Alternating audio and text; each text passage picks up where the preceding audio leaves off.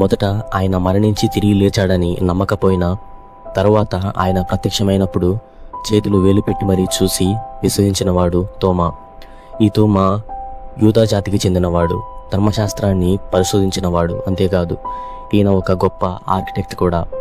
అలాంటి తోమా ప్రభువైన యేసుక్రీస్తు వారి పునరుద్ధానము తర్వాత తన జీవితాన్ని దేవునికి సమర్పించి మొదట పెర్షియా, బబులోను, మెసొపొటేమియా లాంటి దేశాల్లో సువార్త ప్రకటించి క్రీస్తు శకం 52వ సంవత్సరంలో భారతదేశంలోని కేరళ తీరంలోని ముదిరిస్ అంటే ఇప్పుడు కొడంగలూరులో సువార్త ప్రకటించి 7 చర్చిలను స్థాపించాడు.